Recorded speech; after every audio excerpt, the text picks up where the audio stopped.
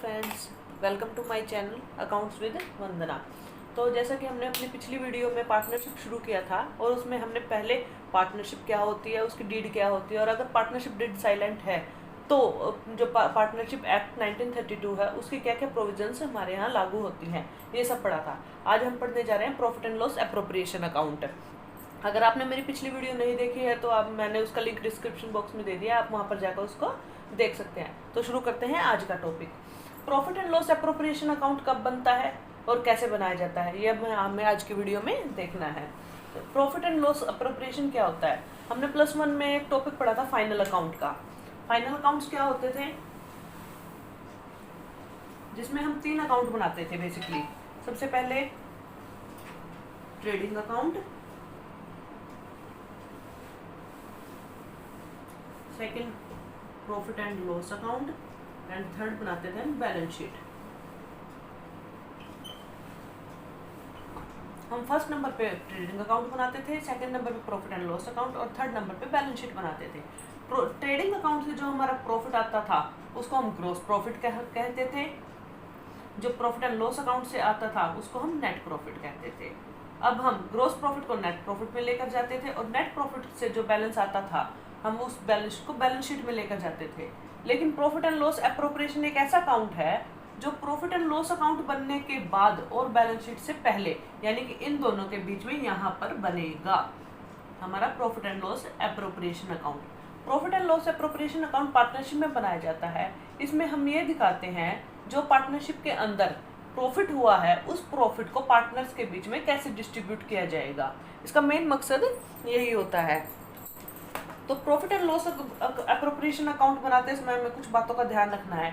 इस अकाउंट में सिर्फ वो बातें आएंगी जो सिर्फ पार्टनर से रिलेटेड है, ना कि जो प्रॉफिट एंड लॉस अकाउंट से रिलेटेड है। मान लीजिए प्रॉफिट एंड लॉस अकाउंट की कोई आइटम हमें क्वेश्चन में दी हुई है, जैसे हम कहते हैं कि रेंट दिया हुआ है क्वेश्चन में, तो हम रेंट को profit and loss appropriation account में नहीं लिखेंगे, वो प्रॉफिट एंड लॉस अकाउंट में ही जाएगा। तो उसकी हमें एडजस्टमेंट पहले ही करनी पड़ेगी, उसके बाद हम profit and loss appropriation account बनाएंगे। प्रॉफिट एंड लॉस एप्रोप्रिएशन में जैसे पार्टनर से रिलेटेड है, इंटरेस्ट ऑन कैपिटल है, पार्टनर्स की सैलरी है, पार्टनर्स के लिए कमीशन है और इंटरेस्ट ऑन ड्राइंग, इस टाइप के आइटम्स जाएंगे। तो हम यहाँ पर एक profit and loss appropriation account का छोटा सा देख लेते हैं, एक बार परफॉर्मा कैसे बनाया जाता है।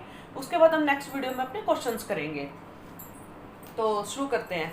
सबसे पहले हम कहते हैं प्रॉफिट एंड लॉस एप्रोप्रिएशन में क्या जाता है। तो यहाँ पे अब हमें सबको पता है अकाउंट्स बनाते हुए डेबिट साइड में क्या होता है हमारा और क्रेडिट साइड में क्या होता है। हम डेबिट साइड में हम अपने सारे लिखते हैं एक्सपेंसेस,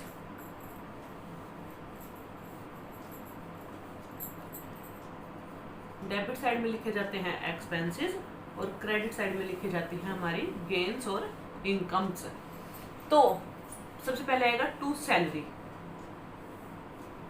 यानी कि फर्म जो भी अपने पार्टनर्स को सैलरी दे रही है वो हम लिखेंगे यहाँ पर। वो कितनी भी हो सकती है, किसी भी पार्टनर से रिलेटेड हो सकती है।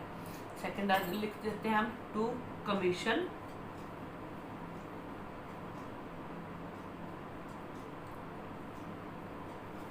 थर्ड नंबर पे आता है हमारा टू इंटरेस्ट ऑन कैपिटल,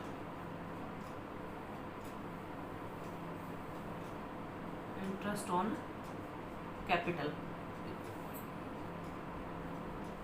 उसके बाद आता है हमारा टू रिजर्व।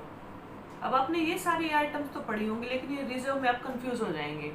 ये रिजर्व वो अमाउंट होती है जब हम कुछ पैसा अपने प्रॉफिट्स में से अपने बिजनेस में रिटेन करके रखते हैं, ना कि उसको पार्टनर्स में डिस्ट्रीब्यूट करते हैं, हम उसे कहते हैं रिजर्व।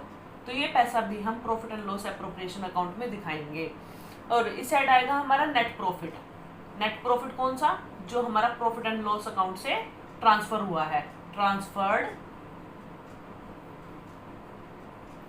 फ्रॉम P&L अकाउंट, यानी कि प्रॉफिट एंड लॉस अकाउंट से जो प्रॉफिट निकल के आया है वो प्रॉफिट हम profit and loss appropriation account में लिखेंगे।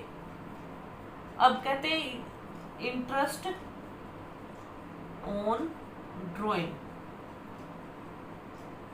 इंटरेस्ट ऑन ड्राइंग क्या होती है? फर्म के लिए इनकम होती है। कैसे? क्योंकि जब पार्टनर्स फर्म में से कुछ पैसा अपने पर्सनल यूज के लिए निकालते हैं तो उसके बदले में उन्हें फर्म को कुछ ब्याज देना पड़ता है।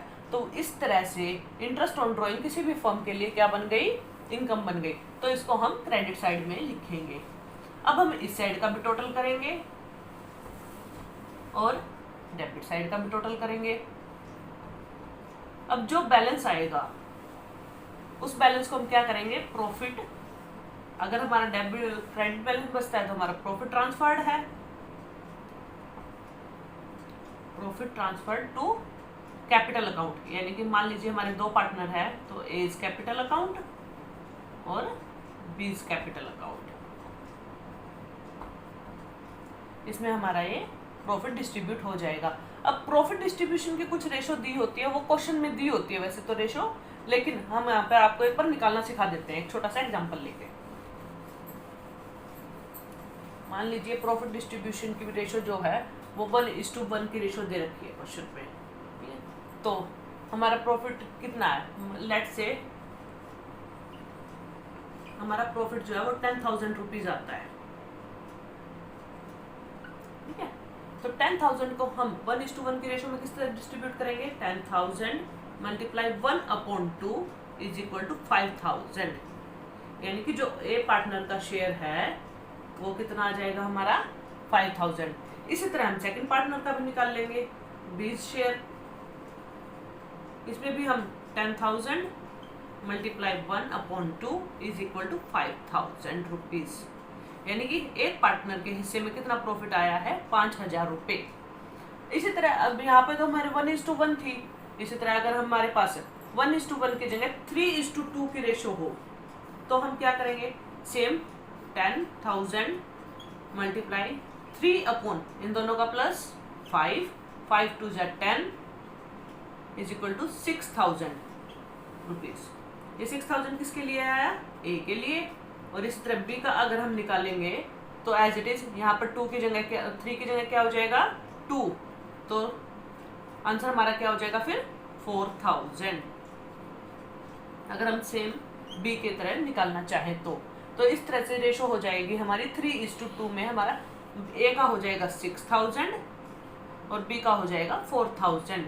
तो इस तरह हमने अब पता लगा लिया कि profit and loss appropriation account में हमारे कौन कौन से आइटम्स आते हैं। सैलरी है, कमीशन है, इंटरेस्ट ऑन कैपिटल है, रिजर्व है, हमारे क्रेडिट साइड में आएंगे इंटरेस्ट ऑन ड्रॉइंग और नेट प्रॉफिट जो कि हमने प्रॉफिट एंड लॉस अकाउंट से निकाला था।